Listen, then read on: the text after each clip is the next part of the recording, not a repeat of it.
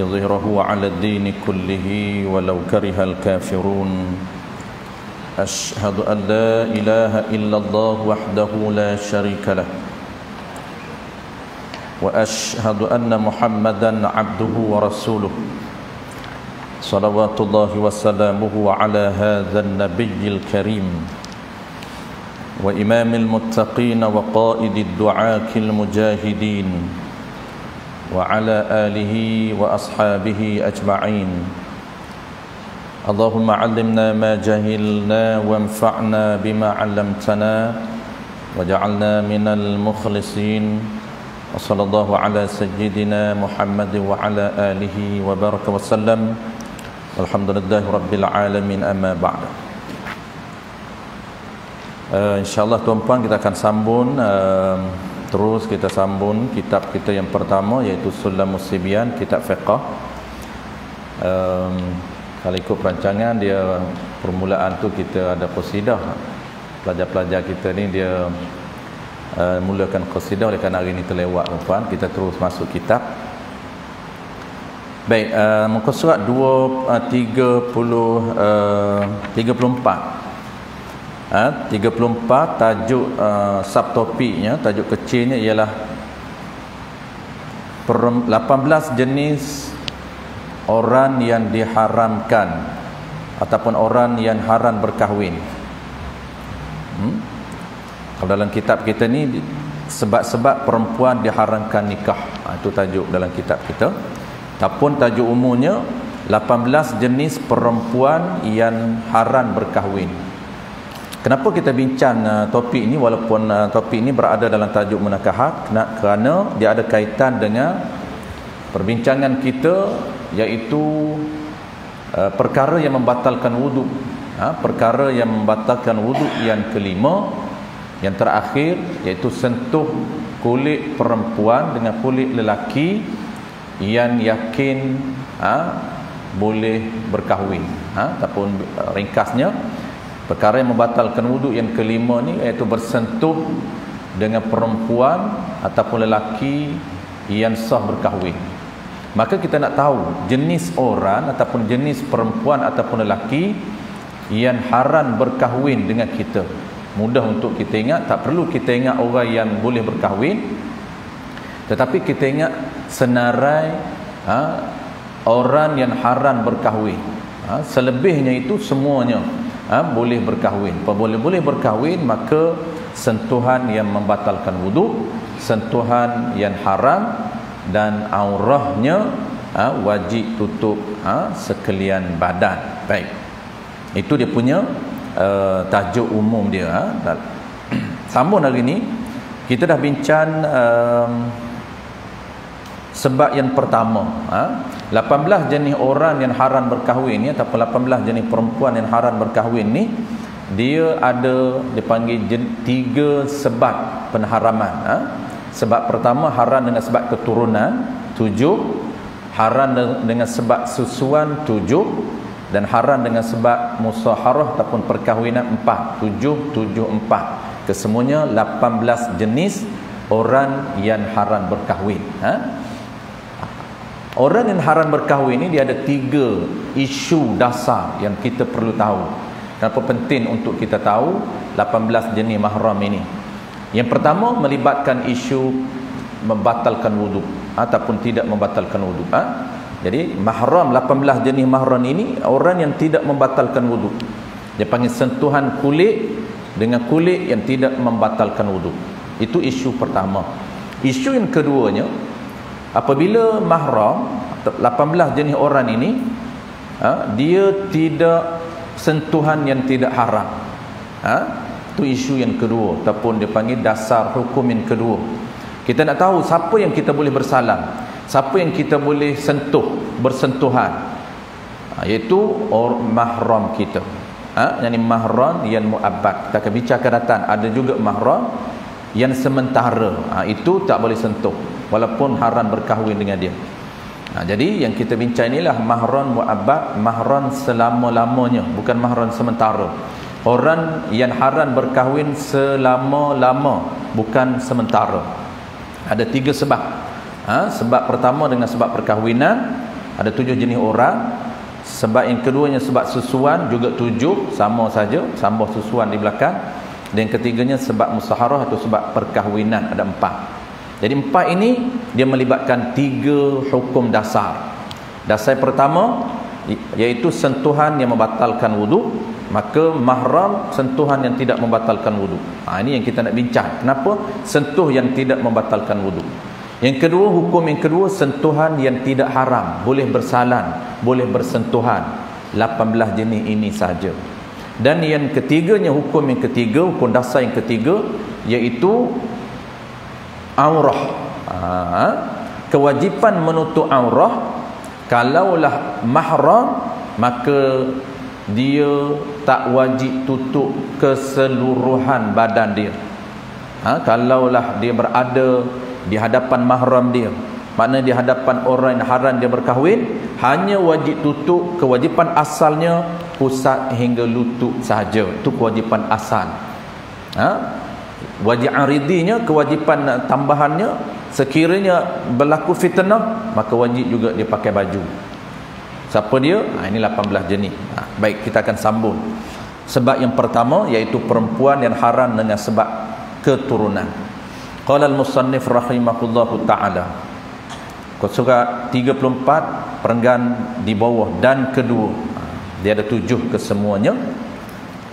Dan kedua daripada 7 jenis orang yang haram berkahwin dengan sebab keturunan. Dengan sebab keturunan. Apa dia? Segala anak engkau hingga ke bawah. Pertamanya ibu. Apabila ibu kita haram, maka kita dah kenal siapa ibu. Ibu ni dengan sebab keturunan. Adapun ibu tiri lain. Ibu tiri itu masuk sebab yang ketiga, dengan sebab perkahwinan. Yang kedua, yang pertama ibu haram, mahram kita tak batal wudu, sentuhan yang tak haram, dan juga aurah ibu dengan anak ini pusat hingga lutut. Itu sahaja yang wajib dia katuk di hadapan anak dia, pusat hingga lutut.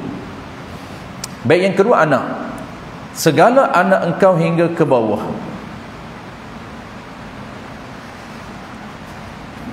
Maksud anak ini, dia ada makna dia. Yang kata anak ni apa dia? Iaitu yang kata anak kita ni, yang kata anak ni tiap-tiap perempuan, tiap-tiap perempuan ataupun lelaki lah, yang kita lahirkan. Itu dia panggil anak. Tiap-tiap perempuan yang kita lahirkan, itu dia panggil anak kita. Mudah sahaja anak ni. Iaitu yang kata anak ni, orang yang kita lahirkan ni, sama ada lelaki ataupun perempuan, anak engkau yang dapat, yang hasil dengan isteri engkau yang sah nikah. Tu anak kita.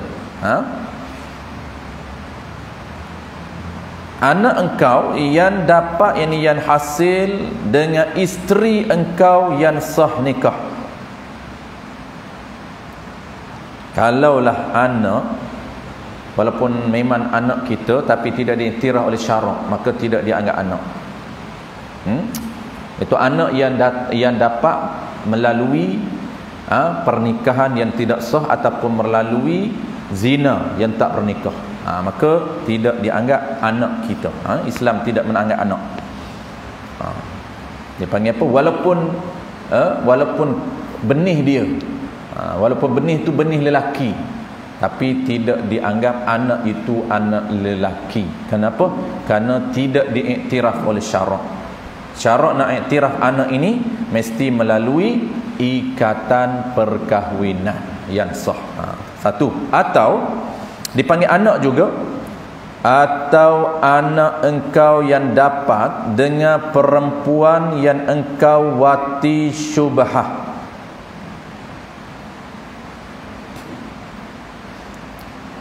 Engkau wati syubhah. Anak perempuan yang lahir daripada wati syubhah itu dianggap, diiktiraf anak itu anak kita.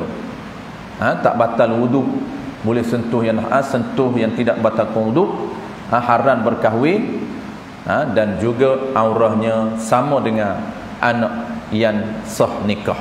Ni baik, syubhat ni kita dah terang sebelum daripada ni, apa yang selalu kita sebut. Dia kata syubhat ni apa dia? Syubhat ni iaitu wati ataupun jima yang tersalah, itu dipanggil syubhat. Syubhat ni nisbah siapa? Nisbah lelaki, bukan nisbah perempuan. Lelaki yang tersilap sangka isteri dia rupanya orang lain, maka dapat anak. Anak itu dinisbahkan kepada anak lelaki. Perempuan okeylah, memang perempuan anak dia. Nak nisbah anak tu anak lelaki ke anak perempuan sahaja? Jawab dia, anak tetap anak lelaki dan perempuan itu.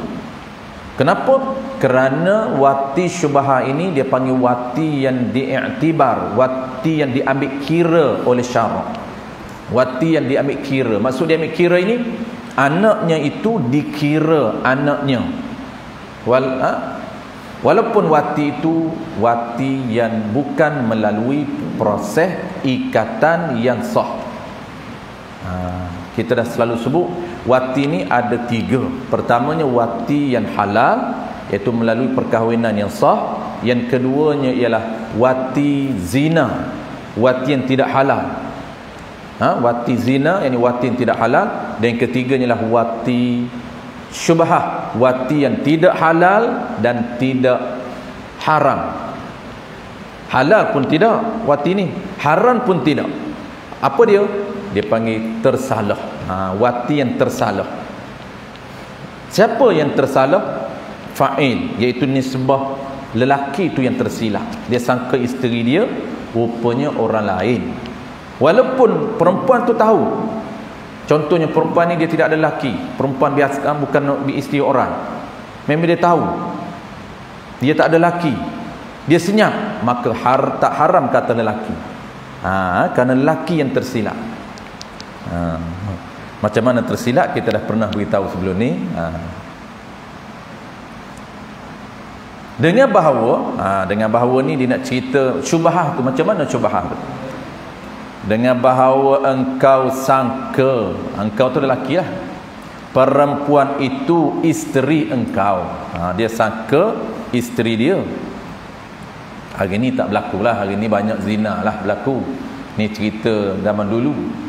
Hari ni nak tersilap ni jarang-jarang lah. Banyaknya memang confirm lah, bukan bini orang, bukan bini dia. Zina hari ni. Tapi dulunya boleh berlaku. Zaman-zaman dulu boleh berlaku. Dengan bahawa engkau sangka perempuan itu isteri engkau. Dia sangka, padahal bukan isteri engkau. Rupa-rupanya bukan isteri dia. Silap bilik, silap kelambu. Untuk guru saya kata dulu, taswir dia, rupa dia. Orang zaman dulu ni kan dia tak ada elektrik, tak ada apa, bilik pun tak ada, balik tengah malam. Saya dulu tertanya-tanya juga waktu belajar dulu. Apabila Tok Guru cerita, orang panggil suasana dulu boleh berlaku waktu syubhat ini, barulah kita nampak. Suasana dulu ni, dia rumah biasanya tidak ada bilik, sama je, dapur pun kat situ, tempat tidur pun kat situlah. Kalau ada bilik pun dah moden sikit, bilik pun buat dengan almari. Ataupun dia buat ayam plywood tu, dia dah moden dah. Dulu tak ada bilik. Lepas tu macam mana dia tidur ramai-ramai, anak isteri dia ni ataupun anak menantu dia ni. Dia buat kelambu. Malam kelambu telah dijadikan bilik. Kelambu, anak pertama kelambu depan, anak kedua dah kelambu belah kiri, anak ketiga kelambu belah kanan. Kalau yang berkeluarga lah pakai kelambu. Jadi suami ni balik tengah malam, mana ada lampu dulu, tak ada elektrik pun. Tersilap kelambu, dia sangkakan kelambu dia masuk kelambu orang lain. Itulah dia rupa masalah macam mana boleh tersilap isteri. Dan jika perempuan itu rayah, Dan jika perempuan itu ia ketahui bukan suaminya sekalipun, tetap tak haram lelaki, dinamakan syubhah. Walaupun perempuan yang diwakti itu dapat anak itu, dia tahu ini bukan laki dia, memang dia tak ada laki pun, dia tahu, tapi dia senyap, maka haram ke atas dia, tak haram ke atas lelaki.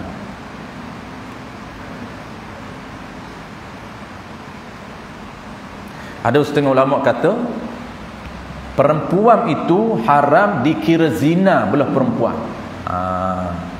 Ada ulama kata tak dikira zina, tapi ada setengah pendapat mengatakan dikira zina belah perempuan kerana dia tahu, dia tak cegah.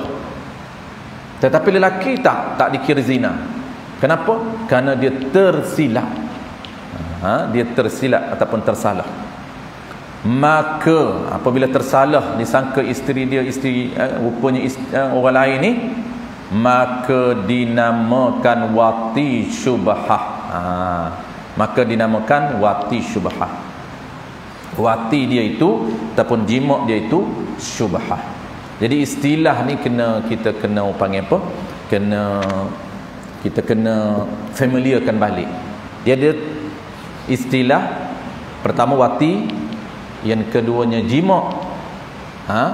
Wati, jima', kesemua tu makna satu. Iaitu dia panggil makna bersetubuh. Tu. Atau satu lagi, 3. Dukhul, sama. Dukhul. Pertamanya wati, yang keduanya dinamakan jima', yang ketiganya dukhul. 3 istilah ini makna yang sama, iaitu bersetubuh. 3 istilah. Maka berdosa atas perempuan itu, haram kata perempuan itu, jika ia ketahui, jika ia perempuan tadi tahu bukan suaminya, yang wati dia ni bukan suami dia, dia tahu, haram kata perempuan.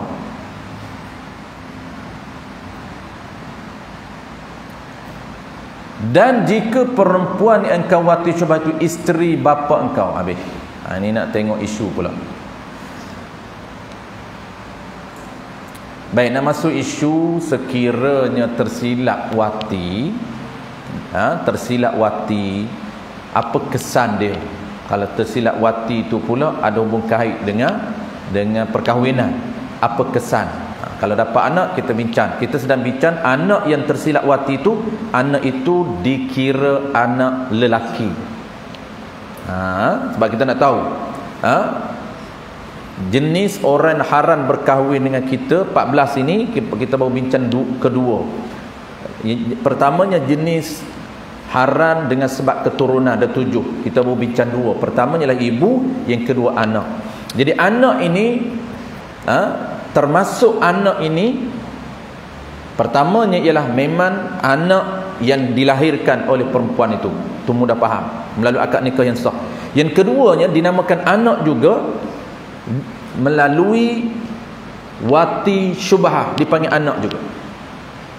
Jadi anak ni dalam 2 bentuk. Pertamanya anak melalui perkahwinan yang sah, dan keduanya anak melalui wati yang tersilap, dinamakan anak juga. Ini tambahanlah, isu tambahan. Isu tambahan ni kesan wati syubhah. Kalau poin kita dah tahu dah. Perbincangan asal kita berkaitan nak kenal pasti orang yang haram berkahwin, anak. Kita dah tahu anak ini ada 2.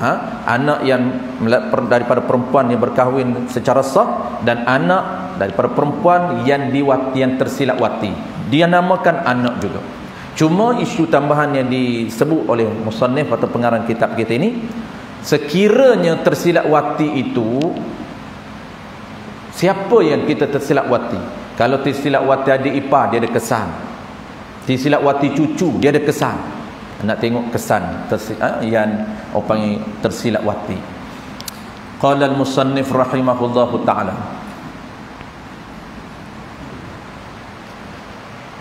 dan jika perempuan yang engkau wati syubhah itu, siapa perempuan tu yang tersilap wati itu?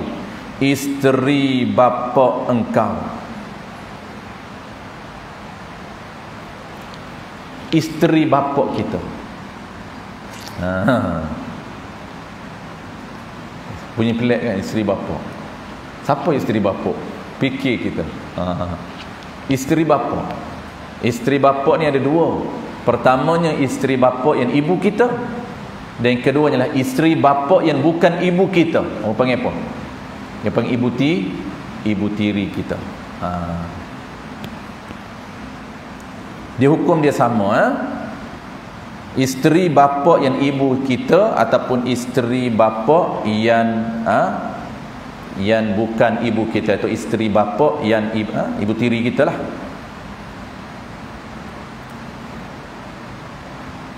Apa hukum kalau tersilap wati itu wati ibu tiri kita, ataupun isteri anak engkau? Dia tersilap wati, perempuan tu siapa hubungan dengan dia?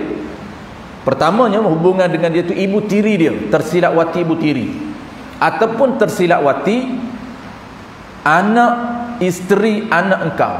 Siapa isteri anak kita? Saja dia tak nak cerita menantu. Dia supaya dia suruh kita fikir, supaya minda kita berfungsi. Dia tak guna, kalau simpelnya terus guna ayat, ataupun tersilap wati menantu kamu. Tak, dia kata tersilap wati isteri anak kamu. Jawab dia, ni jawab kesan dia. Kesan apabila tersilap wati. Kalau dapat anak, kita dah tahu itu anak tetap anak lelaki tu.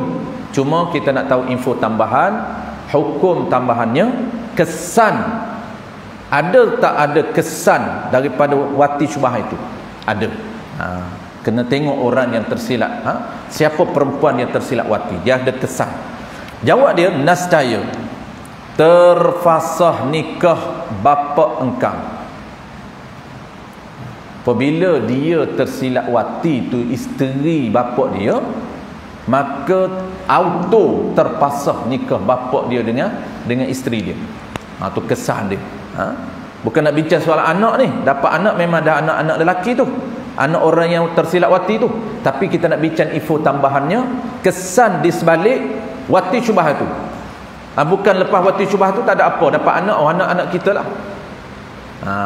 Ada yang tak ada kesan. Kalau perempuan tu tak pernah berkahwin, okeylah, dia tak ada kesan apa.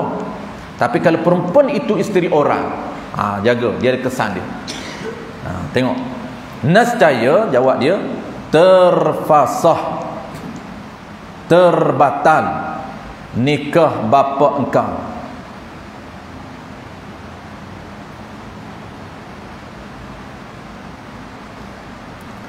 Kenapa terbatal? Dia tak beritahu di sini. Dia tak beritahu. Baik, terbatal dalam kitab-kitab besar dia akan beritahu. Kenapa jadi auto terpasah hubungan bapa dia dengan isteri dia? Apabila kita tersilap wati ibu tiri kita. Terpasah hubungan bapa kita dengan ibu tiri. Ataupun dan terfasah nikah anak engkau dengan isterinya, atau atau anak engkau dengan isterinya yang engkau wati syubhah itu terpasah. Kita tersilap wati menantu, hubungan kesan dia ialah anak kita dengan isteri dia tu, dengan menantu kita, terbatal hubungan perkahwinan, terpasah. Kalau tertolak itu dengan ucapan. Ini bukan tertolak, terbatal dengan sebab-sebab tertentu. Salah satunya ialah sebab diwati syubhah oleh anak dia. Kita ulang sekali lagi. Kalau anak wati ataupun mudah kita guna kita. Kalau kita terwati isteri bapa kita, ibu tiri kita, maka kesan apa? Kesan terbatal hubungan bapa dengan ibu tiri. Terbatal. Tak boleh duduk sekali dah. Kena tunggu iddah, barulah boleh kembali balik. Baru boleh orang panggil apa? Ikat balik. Dia terpasah ikatan. Terpasah ikatan, lepas iddah proses dia, kemudian akad lain. Kalaulah tersilap, sama je hukum tersilap wati menantu, maka hubungan anak dengan isteri dia tu yang kita tersilap tu terfasah, terbatal. Kena mengalami iddah baru boleh akad balik. Kenapa? Dalam kitab besar dia akan sebut, kerana wati syubhah ini, kaedah dia, formula dia, tiap-tiap perempuan yang diwati syubhah, yang tersilap wati, menepati isterinya pada syarat, seolah-olah jadi isteri dia. Seolah-olahnya, pada hukumnya jadi isteri dia. Sebab apa? Sebab diiktiraf anaknya itu, kalau dapat anak dia. Tapi bukanlah isteri jadi isteri, tak kena angkat. Cuma jima itu tak haram dan tak halal. Kenapa jadi terpasah? Kerana jima yang tak haram tak halal itu ada kesan, diiktibar, dikira. Kira apa? Seolah-olah menepati, seolah-olah saja menepati isteri. Sebab itu dia terpasah. Kalau zina tak terpasah. Beza. Ini antara tajuk topik yang agak advance lah dalam panggil apa? Dalam kitab munakahat. Tapi tok guru kita ni dia masuk kitab dia ini level biasa, level pertengahan, dan ada setengah isu yang level dia agak higher, level yang tinggi. Satu kitab dia sebenarnya sesuai untuk semua peringkat. Bukan jadi peringkat kita orang biasa baru nak belajar, kita orang pertengahan dah belajar banyak kitab, ataupun peringkat asatizah, peringkat guru-guru pun mengaji juga kitab dia. Kenapa? Kerana ada isu-isu yang tinggi dibincangkan, yang jarang kita bertemu dalam kitab-kitab yang biasa. Itu antara keunikan dan kelebihan kitab Sulamus Sibian. Wati syubhah ni agak tinggilah dia punya isu perbincangan dalam kitab. Tapi tak apa, kita just dengar dulu permulaan ini, lama-lama insya-Allah kita akan boleh faham. Habis.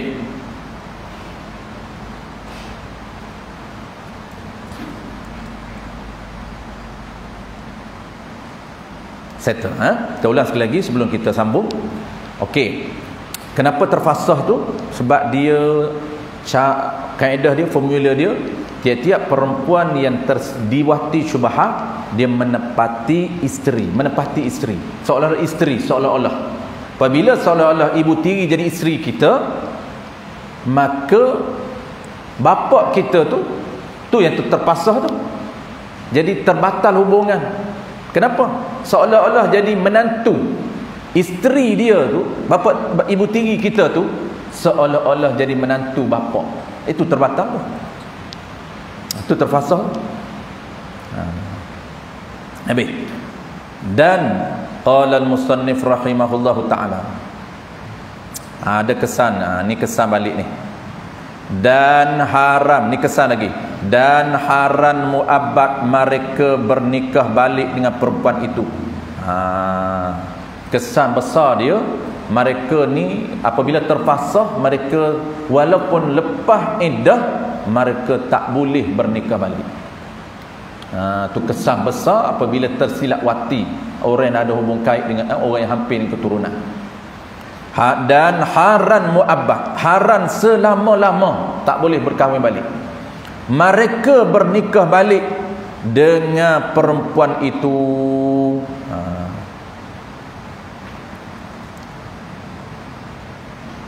Tetapi tak boleh bernikah balik. Siapa mereka tu? Bapak kita. Dah kita tersilap wati ibu tiri, kesian bapak kita, terpasah tak boleh nikah balik dah. Kenapa? Kerana menepati menantu dia. Apabila terpasah, kita silap wati ibu tiri kita, terpasah dengan bapak, mereka itu tu bapak. Dan haram muabbad mereka bernikah. Mereka tu bapak kita yang kita tersilap wati isteri dia tu, dan anak kita yang tersilap kita wati menantu. Maka kesan dia apa? Kesan anak kita dengan isteri dia tak boleh berkahwin walaupun ambil iddah. Tu haram muabbad, haram selama-lama mereka bernikah balik dengan perempuan itu. Tetapi sungguh pun haram muabbad. Biasanya kita duk bincang ni, kalau haram lah termasuk perempuan mahram, tak batal wudu. Itu yang 18. Tetapi yang ni haram berkahwin dengan bekas isteri dia, dah terpasah dah, dipanggil bekas lah. Ibu tiri kita tu, kita terwati ibu tiri kita, maka dengan ayah kita terpasah dan tak boleh ayah kita kahwin balik selama-lama. Walaupun ayah kita tak boleh kahwin balik dengan dia jadi mahram, tetapi ni batal wuduk mereka. Mereka tu bapak lah, bapak dan anak bersentuh dengan perempuan itu. Bukan apabila haram dia berkahwin balik boleh bersentuh, tak. Itu mahram yang kita bincang ni, mahram muabbad dengan sebab keturunan. 7 dengan sebab keturunan sampai bila-bila tak batal wudu. Dengan sebab susuan sampai bila-bila tak batal wudu. Tetapi dengan sebab wati syubhah batal wudu. Kenapa mereka berdua tak boleh kahwin sampai bila-bila? Bapak kita dengan ibu tiri kita, kisahnya anak tersilap wati. Kerana wati syubhah, bukan kerana keturunan, bukan kerana susuan, bukan kerana perkahwinan. Maka dia hanyalah haram kahwin selama-lama, wuduk tak batal. Wuduk batal, tak boleh sentuh. Tu. Tetapi tu takut kita ingat apabila haram berkahwin, takut kita ingat tak batal wuduk. Tetapi batal wuduk mereka. Mereka tu bapa ataupun anak dengan isteri tu. Bapa dengan isteri dan anak dengan isteri dia lah. Bapa tu dengan ibu tiri kita, dan anak kita dengan menantu tu. Sebab apa? Sebab kita kan tersilap wati menantu. Mereka berdua tak boleh kahwin, tapi batal wuduk mereka berdua. Tu. Kenapa? Kerana kaedah dia, ada kaedah dia. Kenapa batal wuduk? Kerana kaedah ni formula.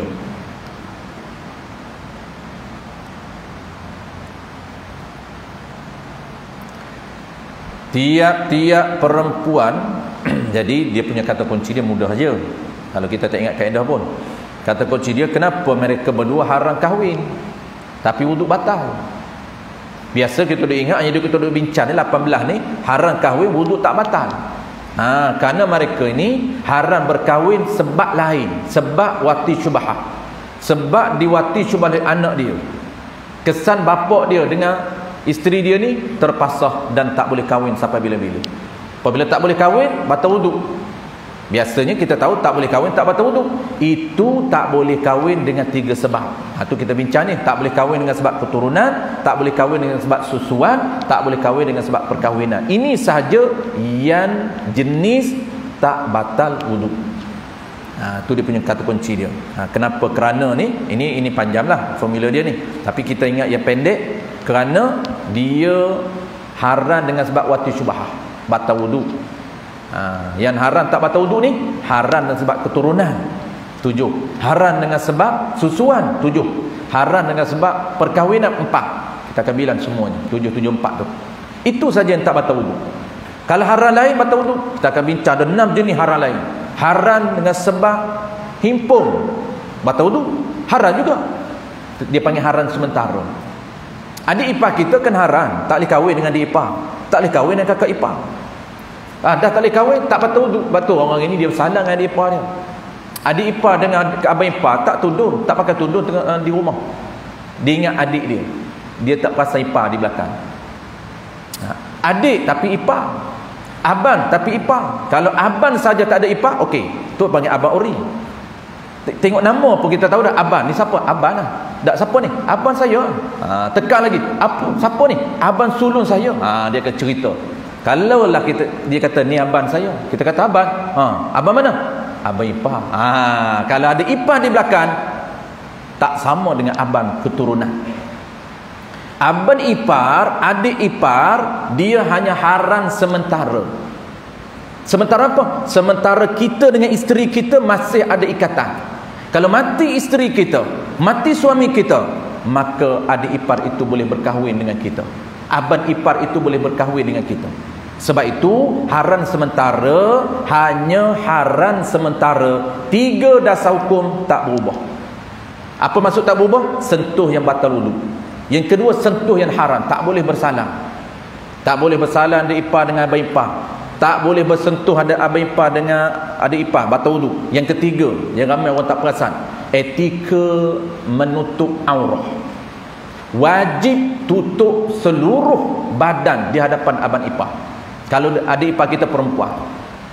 Kenapa? Kerana dia haram sementara saja. Status dia itu, apabila ikatan kita dengan isteri kita dah tak ada, kembali balik dia orang biasa. Maksudnya kembali balik dia ini perempuan yang boleh berkahwin dengan kita.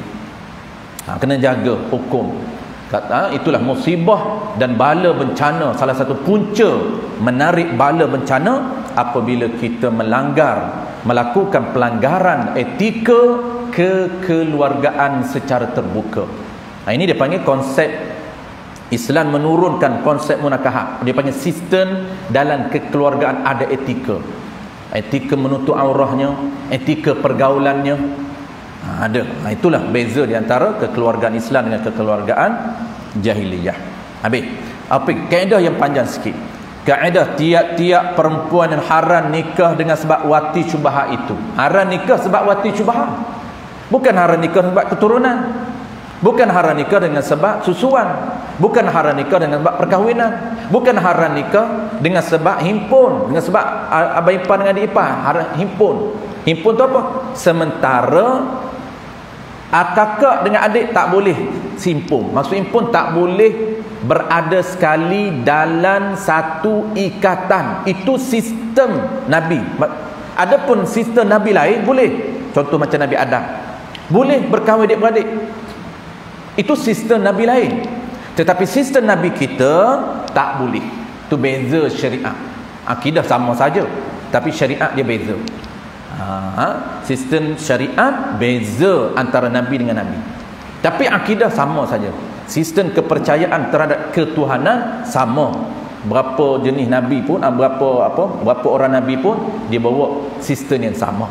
Tetapi yang bezanya adalah sistem hidup bersyariat. Itu beza, tak sama. Sebab tu kita kena belajar. Tak boleh orang panggil baca study sahaja sistem-sistem lain, tak boleh. Kita kena fokus study sistem Nabi kita. Habis. Wati syubhah, haram nikah dengan sebab wati syubhah itu.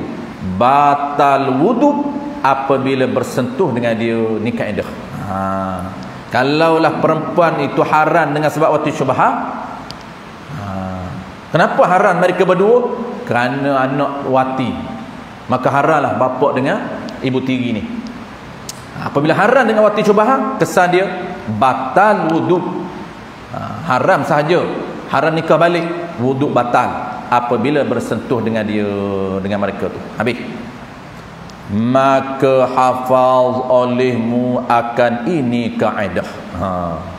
Penulis kata, tuan guru kata, hafaz, ingatlah olehmu akan ini kaedah. Kena ingat kaedah ni supaya mudah kita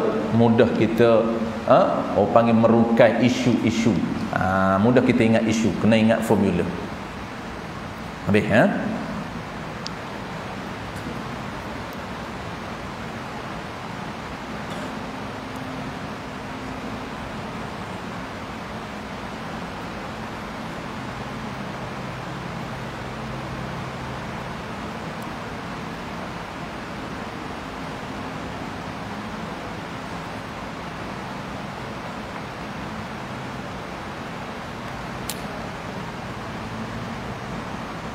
dan lagi kaedah, ada lagi kaedah.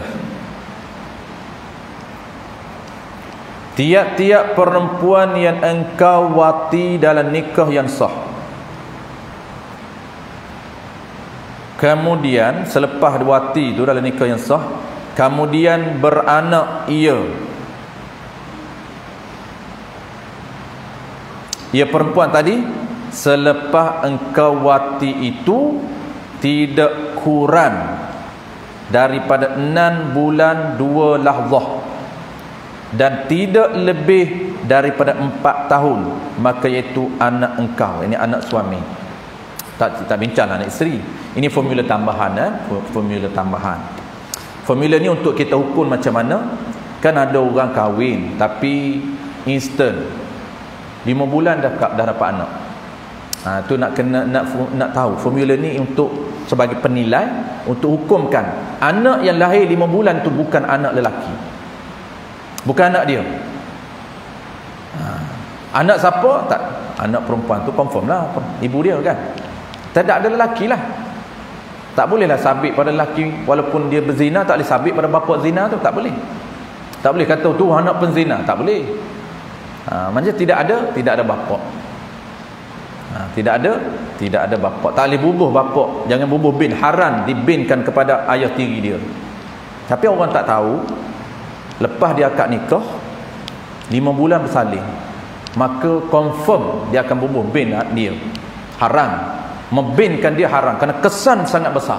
Nak dia itu perempuan. Anak yang lahir itu anak perempuan, kesan besar. Siapa wali dia? Dia akan jadikan bapak dia wali. Sedangkan bukan bapak dia. Ini dia akan membawa kepada kecelaruan dalam sistem nasab. Habis punah nasab dia. Sebab apa? Sebab silap wali. Sebenarnya wali hakim kerana dia tidak ada bapa. Orang zina, anak zina mana ada bapa? Naik kepada wali, boleh hakim, boleh qadi. Tiba-tiba qadi ni tak perasan, tak cek. Mana ada qadi cek? Dia yang bertanggungjawab. Dia kata anak saya. Dah lepas bersalin, lepas dia kahwin, beranak, anak dia lah perasan. Sedangkan baru 5 bulan. Kita nak tahu apa penilai indikator untuk menghukumkan anak itu anak kita. Kita tengok kaedah dia. Tiap-tiap perempuan yang engkau wati, dia kira mula kita tarikh wati tu. Yang engkau wati dalam nikah yang sah, selepas akad nikah wati. Tu selepas akad nikah wati. Kemudian selepas wati tu, kemudian ni mana selepas apa? Selepas wati tu dalam nikah yang sah, selepas wati beranak, yang ni melahir ia perempuan ni tadi. Lahir itu bila? Selepas engkau wati itu. Ingat, tarikh dia selepas wati. Jangan bukan kira angka. Selepas wati. Tarikh dia selepas dia wati itu, tidak kurang daripada 6 bulan 2 lahzah. Maknanya masa yang diambil kira cukup.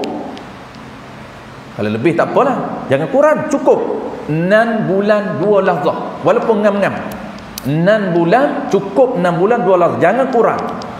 Kalau just 5 bulan setengah, tak boleh. Dia kena 6 bulan 2 lahzah. Apa maksud 2 lahzah? 2 saat, 2 detik. Kenapa dia ambil kira 2 detik? Ini para fuqaha, saintis ataupun ulama kita ni, dia fuqaha dan dia sains. Dia ulama sains juga. Walaupun tak dinamakan saintis dia. Mereka mengkaji ayat-ayat berkaitan dengan sains. Ulama kita. Sebab tu ulama kita ini, dia orang yang pakar dalam bidang fuqaha, bidang mengeluarkan hukum, dan dia juga pakar dalam bidang sains. Sebab banyak ayat-ayat yang berkaitan dengan sains. Kenapa mereka kaji 2 saat? Perlu. Saat pertama, detikan pertama, pancukan air mani daripada farah lelaki masuk ke dalam farah perempuan. Saat yang kedua cepat, iaitu air benih sperma itu dia akan lekat ke dinding rahim untuk disenyawakan. Dia ambil kira saat yang kedua. Dan 6 bulan itu proses paling singkat.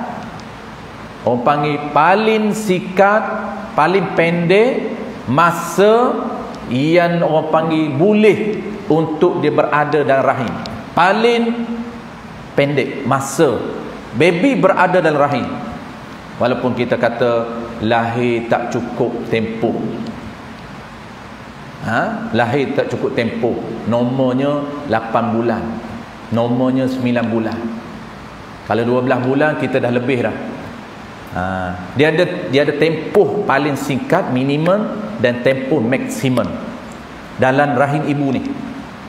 Paling lama dia boleh berada dalam rahim ibu, ini tempoh ini telah ditetapkan oleh fuqaha. Tempoh ni dia panggil ikut istiqra', kajian para ulama. Tempoh paling orang panggil singkat dia boleh berada dalam rahim, boleh jadi manusia dah. walaupun tak normal, tempoh tak normal, iaitu 6 bulan 2 lahzah. Dan tempoh paling maksimum tak boleh lebih daripada itu, iaitu 4 tahun. Imam Syafi'i, tokoh-tokoh besar dalam mazhab kita, semuanya lahir orang panggil tua dan kandungan 4 tahun.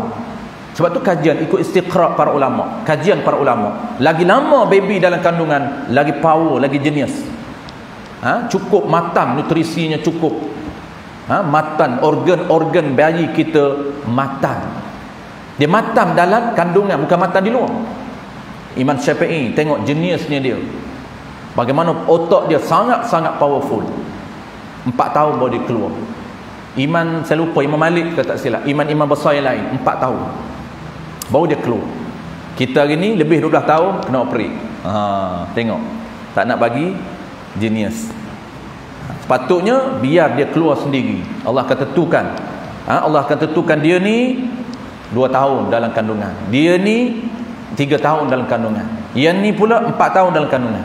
Allah tentukan dia punya panggil apa, ketetapan berada di alam rahim. Habis.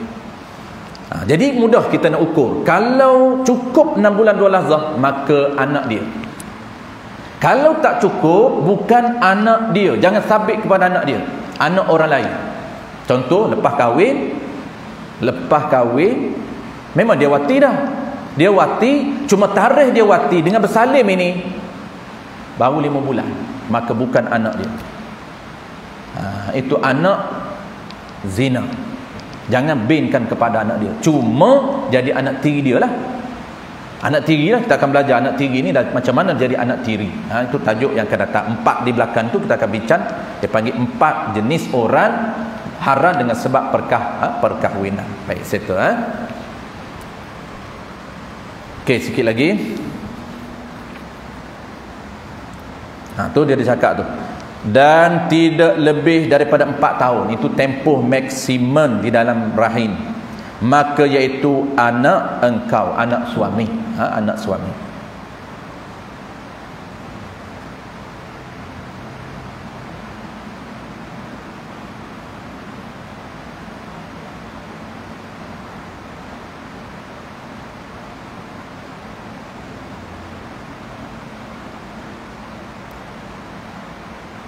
Baik, ini dia nak bincang isu kecil berkaitan dengan kesan tersilap wati. Umum kita dah tahu dah.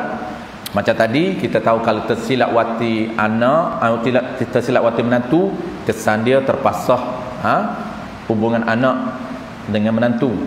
Kalau tersilap wati ibu tiri, kesan terpasah dengan ayah dengan bini dia. Baik, ini kesan juga sama, juga isu yang sama, cuma berbeza, panggil apa? Berbeza watak orang sahaja. Tengok kaedah, haram engkau bernikah dengan ibu. Ini haram mu'abbad. Haram mu'abbad, haram selama-lamanya. Engkau ni kamulah bernikah dengan ibu dan nenek-nenek dan anak cucu perempuan yang engkau wati syubhah itu. Ini kaedah dia, kesan kaedah dia. Haram engkau, haram mu'abbad, engkau bernikah dengan ibu. Ibu apa? Ibu perempuan yang engkau wati syubhah.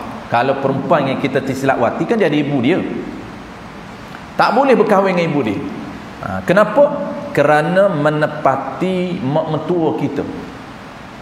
Menepati seolah-olah dia tu mak mertua. Kenapa? Kerana wati syubhah kan wati yang diiktiraf oleh syarak, wati yang diambil kira, tak halal tak haram, tapi diambil kira. Kalau tersilap, diambil kira macam mana? Bukan maknanya apabila terswati je perempuan tu jadi auto isteri kita, bukan. Jangan nampak macam tu. Tersilap wati siapa-siapa, tak perlu akad nikah, isteri kita, bukan. Maksud diambil kira tak haram tak halal ni, anak kalau keluar, anak itu jadi anak kita, dan perbuatan kita tak haram tak halal. Kalau keluar anak itu anak kita. Dan kesan ada lagi. Kesan apa? Kalau dia ada ibu, ibu dia itu tak boleh kita berkahwin. Kenapa? Kerana seolah-olah ibu dia jadi mak mentua kita. Menepati, dalam bahasa syarak ni dia ada istilah dipanggil menepati. Menepati ni seolah-olah. Itu dipanggil diambil kira. Okey, lagi haram engkau bernikah dengan ibu. Dia bilang dulu ibu, nenek, anak. Tapi ibu siapa? Di belakang tu boleh cerita. Ibu bagi perempuan yang kau tersilap wati. Ini dengar permulaan kita dengar dulu, pening-pening tu standard lah. Ini batu syubhah. Batu syubhah ni dia tajuk yang agak tinggi, jadi kita dengar sebagai info dulu. Kemudian akan datang biasa dengar lagi, dia barulah makin bertambah faham. Jangan tak dengar, jangan faham sekali dengar tak faham terus tak mengaji. Itu pupuh agama. Orang panggil apa? Jadi kita mandul. Mandul tu tak ada kekuatan. Tak struggle, tak ada komitmen untuk struggle nak cari ilmu. Belajar payah sikit tinggal. Tu habit macam tu, habit lahirnya orang yang tidak bertanggungjawab dengan agama. Maka tunggulah saat kalau Allah lahirkan ramai orang macam tu, itu tanda Allah nak tarik ataupun angkat ilmu.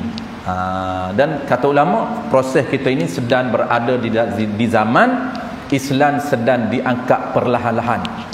Masuk diangkat tu, apa maksud diangkat? Bacalah hadis mana pun, Nabi kata terangkatnya Islam, terangkatnya agama. Maksud apa dia? Maksudnya agama Islam ataupun syariat yang kita kata sistem itu. Sistem syariat semakin orang tidak beramal. Kenapa?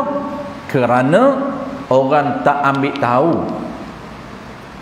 Apabila orang tak ambil tahu, dia beramal betul tak betul? Tak betul. Itu orang panggil zaman yang Allah angkatnya Islam. Maksudnya angkatnya sistem Islam. Sistem Islam tidak lagi digunakan. Tidak lagi diguna pakai dalam kehidupan manusia. Apabila sistem syariat dia tak ambil, maka dia akan kekal sistem lama jahiliah. Dia akan buat sistem dia sendiri. Itu maksud bagaimana Islam diangkat. Kita jangan tengok tak nampak pun terangkat macam mana. Mana Islam terangkat tak nampak pun terangkat macam mana. Terangkat tu bahasa saja. Maksudnya hukum tidak diamalkan. Kenapa tak diamalkan? Kerana orang tidak ambil tahu hukum. Apabila tak ambil tahu hukum, dia amal, kalaupun tepat tidak diambil kira. Contohlah, dia tak belajar pun buat semayang. Dia belajar, orang panggil sekadar biasa-biasa, tiru-tiru macam tu lah di sekolah-sekolah rendah. Tapi kebetulan dia buat betul, maka kebetulan tidak diambil kira pada syarak. Syarak dia nak buat sekadar tahu, bukan buat kebetulan. Tak, kebetulan tak ada. Dia nak buat itu memang confirm kita tahu, sebab tu kita buat. Kenapa rokok macam ni? Ada level rokok, level standard biasa, standard yang terbaik, standard makruh, standard haram. Kenapa kita buat? Tak tahu. Daripada dulu duduk tengok macam tu, tak tahu pun yang ni standard normal, standard biasa, yang ni standard terbaik, yang ni makruh. Kebetulan dia buat tu jadi terbaik. Adakah diberi pahala terbaik? Tidak. Tak dapat pun pahala ekstra, tak dapat ekstra bonus. Ekstra bonus ni dipanggil afdal dalam bahasa akademik. Dipanggil afdal, akmal ataupun aula.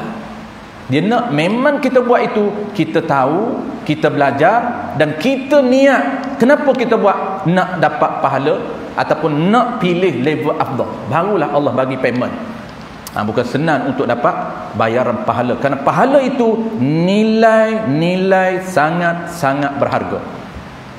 Bukan mudah-mudah Allah Ta'ala nak bagi pahala. Tidak. Mesti kita follow sistem dia dan juga kita kena ada niat. Kena ada niat. Habis. Okey. Haram engkau bernikah dengan ibu. Okey, satu. Ibu siapa ni? Ibu perempuan yang kita tersilap wati. Kenapa haram? Kerana menepati ibu mertua. Lagi ada nenek-nenek. Ibu ke atas lah. Jadi ibu kita kan dia ada ibu dia. Dia panggil nenek lah. Nenek tak boleh juga. Nenek siapa? Nenek perempuan yang kita tersilap wati tu. Tersilap wati, tiba-tiba kita nak kahwin dengan ibu dia, tak boleh. Ataupun nak kahwin dengan nenek dia, tak boleh. Dah tersilap dah. Siapa suruh tersilap? Dia tak ada siapa suruh lah, dah tersilap. Nama lagi tersilap. Maka kesam dia. Lagi, dan anak cucu tak boleh juga kahwin dengan anak dia. Anak orang yang wati tersilap tu, anak perempuan yang kita tersilap wati, anak dia. Kenapa? Karena anak dia tu menepati anak tiri kita lah. Kan dia tu menepati isteri kita. Apabila anak isteri, anak tiri kita lah. Tak boleh kahwin dengan anak dia. Terlepas anak dia. Cucu dia sama, cucu dia pun tak boleh, kerana menepati cucunya, menepati anak-anak tiri kita dan cucu tiri kita. Okey, habis. Tu dia kaedah dia.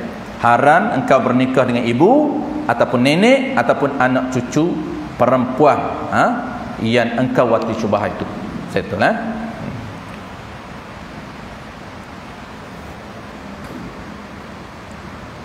Baik.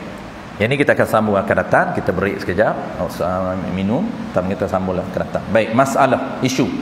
Jika ia wati syubhah itu akan ibu isterinya, dia tersilap wati mak mentua. Tadi tersilap wati ibu tiri, tersilap wati menantu. Ni nak bincang pula tersilap wati mak mentua. Terus masuk bilik, ingat bilik ibu tu, ingat bilik bini kita, masuk kena bilik ibu dia. Ataupun anak isteri, tersilap wati anak tiri pula dah. Tersilap wati anak tiri. Ni tersilap betul ni. Maka terpasah nikahnya. Terpasah nikah dia dengan isteri dia, sebab dia wati ibu tiri. Dia wati ibu mentua. Kenapa? Kerana ibu mentua itu menepati isteri kita. Isteri kita kan anak ibu mentua, terpasah. Jadi isteri kita tu pula anak tiri kita. Kan pening tu. InsyaAllah untuk supaya nak mengurangkan kepeningan, kita sambung bulan depan. Kalau pening tu tuan-tuan, itulah dia tanda mengaji. Tok Guru saya kata, kalau orang yang didengar tak rasa okey, rasa seronok, rasa happy, rasa wow, itu bukan mengaji. Itu tazkirah. Tazkirah ni dia merangsang semangat, motivasi untuk nak aktif, supaya kita terinspirasi untuk belajar ilmu. Itu tazkirah. Sebab tu ada surau-surau dia tak tinggalkan tazkirah. Tapi janganlah semua tazkirah, ilmu tak ada. Itu tak follow sistem. Sistem kita cantik ulama buat. Sistem kita dia ada tazkirah, ada kuliah umum, kuliah perdana. Ini sebagai apa? Dia buat base tujuan apa? Tujuan dia nak menarik orang datang sebagai bubu.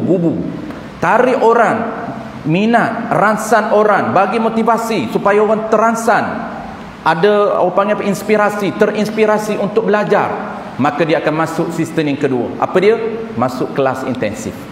Jadi tarik untuk masuk bubu, daripada bubu tu kita proses masuk kelas.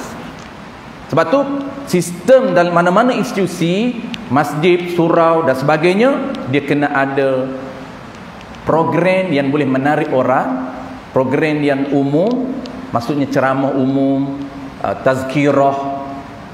Untuk apa? Motivasi. Sebab orang seronok. Fahamlah, bukan mengaji. Seronoklah dengan ustaz ni. Baguslah ustaz ni. Sebab tu ustaz pun dia akan panggil selebriti. Dia akan panggil yang boleh tarik crowd orang, yang orang panggil orang seronok dengar, happy, terhibur. Kalau nak hiburan, baik kita tengok Maharaja Lawak. Ustaz pun nak jadi pelawak juga. Tu hari ni dah terpengaruh dengan hiburan. Semua nak berhibur. Terpaksa kena cari ustaz yang ada hiburan juga. Tapi tak salahlah sebagai tarikan. Tapi sistem yang kedua, kena ada sistem kedua. Sistem kedua ni apa? Sistem kedua ni nak proses orang itu jadi betul-betul orang panggil Muslim yang sempurna. Inilah proses nak jadi insan kamil. Bukanlah insan kamil betul, dalam bahasa dia panggil bina insan. Insan ini mesti dibina dan dengan proses yang telah Nabi sediakan. Yang Nabi sediakan ni proses kita. Dia ada sistem dia. Kena follow sistem. Tapi kalau kita tak nampak sistem, kita anggap belajar itu, tazkirah itu dah belajar. No. Kita anggap kuliah umum itu dah belajar. Tidak. Kita anggap kuliah perdana itu dah belajar. Belum. Itu bukan belajar lagi. Itu nak menarik orang ke arah belajar. Belajar ni apa? Sediakan kelas intensif. Sediakan kelas duha intensif. Ini proses kita belajar. Apabila dia belajar, dia nampak, oh payahnya. Baru nampak, itulah belajar. Ingat senang nak dapat. Macam orang nak jadi jutawan. Boleh jadi jutawan 2 hari. Dia belajar lama. Mentorinya lama. 10 tahun baru jadi jutawan. Kita nak bina orang mukmin yang soleh, mukmin yang betul-betul bertakwa, bukan boleh buat dalam masa 2 tahun. Kena follow proses. Result dia insya-Allah cantik. Tapi kalau tak kena sistem, tak follow sistem, tak akan ada result. Duduklah tua sampai ketua tazkirah. Duk pasamlah hebat. Rupanya dia duk bermotivasi, duk semangat. Semangat tinggal semangat tidak diisi dengan ilmu. Kenapa? Kerana sistem dia tak follow sistem. Sebab tu nak tahu sistem ni tuan-puan, memang kena orang panggil apa? Follow para ulama kita. Ulama kita dah sedia sistem. Sebab tu belajar kena ada orang panggil modul, kena berguru. Kerana guru itu dia dah belajar daripada mentor dia. Guru itu dia belajar daripada guru yang mursyid. Memang dia akan follow sistem. Wallahu a'lam. Insya-Allah kita beri dalam 20 minit. Kita akan sambung pukul 10.50 kitab yang kedua. Wallahu a'lam.